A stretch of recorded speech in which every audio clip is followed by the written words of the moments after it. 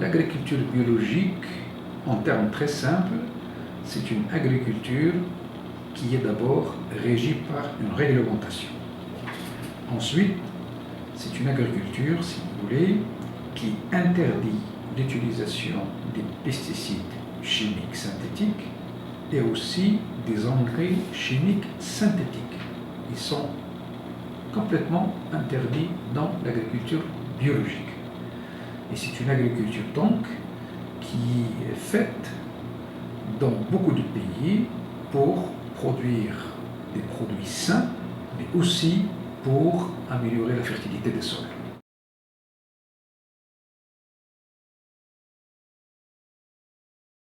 L'agriculture biologique est différente de l'agriculture traditionnelle. Autrement dit, quand on a une agriculture traditionnelle, on n'est pas nécessairement biologique. On peut l'être, mais on n'est pas nécessairement biologique. C'est-à-dire que quand on a une agriculture traditionnelle, c'est une agriculture, effectivement, on n'utilise parfois pas de pesticides, pas d'engrais synthétiques, mais la question, qu'est-ce qu'on utilise à la place? L'agriculture biologique, c'est une agriculture justement qui offre aux agriculteurs des alternatives à l'agriculture intensive synthétique. Donc, une agriculture traditionnelle n'est pas nécessairement biologique, mais elle n'est pas loin du modèle biologique. Il est très facile de convertir une agriculture traditionnelle à une agriculture biologique.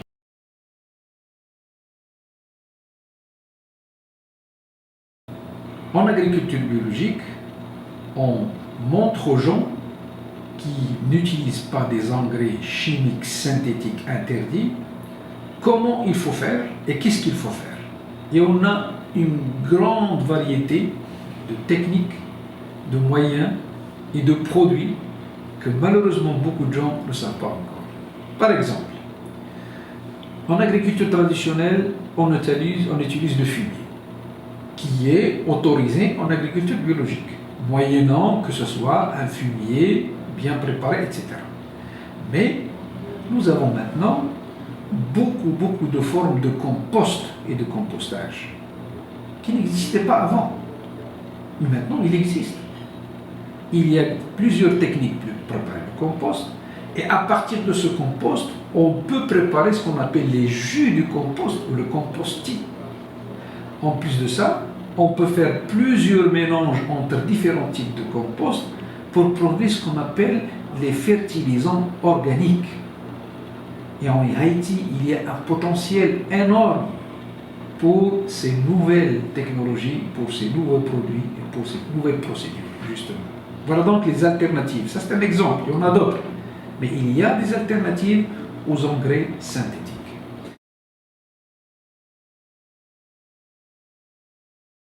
L'agriculture biologique, d'abord, il va permettre à revitaliser les sols. Et comment faire? Par de la matière organique. Le mot-clé, c'est le recyclage de la matière organique. Je vais vous donner un exemple. J'ai vu partout que quand on récolte une culture d'haricots ou autre, on prend les fruits, on vole les fruits et on jette le reste. À mon avis, c'est une erreur. C'est de la matière organique qui est très importante, qui a une valeur fertilisante très importante qu'on peut réutiliser, recycler. Et comme ça, on va gagner trois choses. D'abord, on va éviter est-ce qu'il y ait de gaspillage. Deuxièmement, on va éviter les pollutions parfois. Et troisièmement, on va améliorer la fertilité des sols.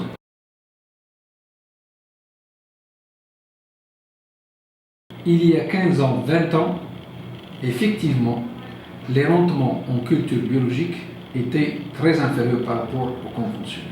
Au jour d'aujourd'hui, ce n'est pas le cas. Ce n'est pas le cas pour la majorité des cultures.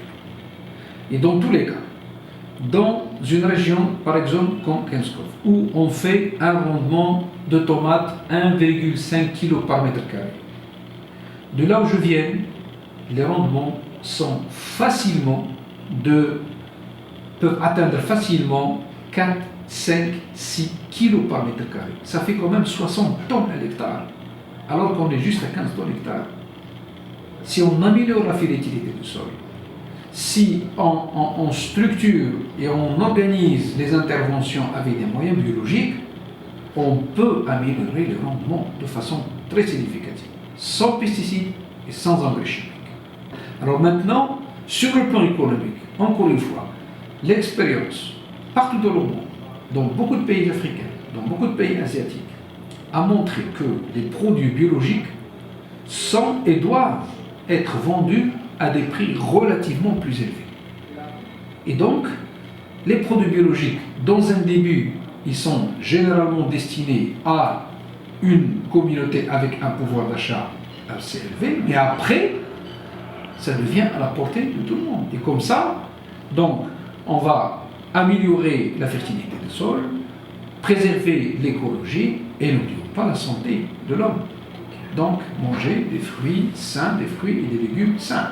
Donc, l'expérience a montré, dans tous les cas, des pays comme le vôtre, où on va faire la transition d'une agriculture traditionnelle qui est déjà très peu productive, la transition se fait plus facilement et le gain en termes de rendement et en termes de qualité est également plus rapide que lorsqu'on fait une conversion d'une agriculture très intensive vers le bio. Selon toutes les lois qui régissent l'agriculture biologique, tous les agriculteurs peuvent être certifiés. Contrairement à ce qu'on pense, c'est une agriculture qui n'est pas réservée seulement pour les moyens ou les grands. Même les petits producteurs qui ont moins d'un hectare, qui ont 2 carreaux, qui ont 3 carreaux, ils peuvent être certifiés. D'ailleurs, nous avons ce qu'on appelle la certification de groupe. On peut certifier un individu, un producteur, comme on peut certifier un groupe de producteurs. Dans certains pays comme l'Inde, par exemple, la certification se fait pour toute une région ou toute une commune. Comme ça, on va économiser dans le coût de certification. Alors, la certification, pourquoi la certification? Parce que un des principes fondamentaux de l'agriculture biologique, c'est de tisser des liens de confiance entre le producteur et le consommateur. Et c'est pour ça que la certification, il est confié à des organismes tierces, privés, qui ne sont pas nécessairement alliés. Non, ce sont des jeunes entreprises, des jeunes ingénieurs, des jeunes agronomes qui peuvent constituer des organismes de certification et qui sont accrédités par des organisations internationales. C'est pour ça qu'on joue sur la crédibilité et la confiance entre celui qui produit et celui qui consomme à travers la certification. Alors, je crois que maintenant, dans beaucoup de pays d'Afrique, d'Asie et même d'Amérique latine, l'intégration de l'agriculture biologique dans les politiques de développement agricole, il est confirmé. C'est-à-dire que l'agriculture biologique, c'est vrai que ça reste une agriculture qui est assez limitée pour des marchés de niche, mais si vous voyez le chiffre d'augmentation des marchés à l'international et de superficie, ils sont en progression continue pendant plusieurs années. Et l'avantage dans beaucoup de pays africains et asiatiques, en voie de développement, c'est que ça a donné l'impact sur 3 choses. Premièrement, ça a permis de préserver l'environnement et l'écologie. Deuxièmement, ça a créé de l'emploi. C'est très important. Donc un impact social très important. Et troisièmement, c'est une agriculture qui ouvre également des perspectives d'exportation sur un certain nombre de pays, parce que la demande d'un certain nombre de pays industriels ne peut pas être satisfaite par la production locale. D'où, si vous voulez, la possibilité pour ces petits pays de produire et pour le marché local et pour l'exportation. Donc, on peut dire globalement que l'agriculture biologique maintenant est bel et bien une composante principale dans toutes les politiques de développement agricole à l'échelle communale, à l'échelle régionale ou départementale et aussi à l'échelle nationale. Et je termine en disant que vis-à-vis de la question du changement climatique, par exemple, l'agriculture biologique est maintenant considéré comme une discipline qui va permettre de contribuer de façon très importante, aussi bien à la mitigation qu'à l'adaptation au changement climatique. Donc vous voyez un peu, son impact n'est plus simplement économique, écologique, il est même au-delà, il devient très très très important et crucial pour la question du changement climatique à l'échelle internationale.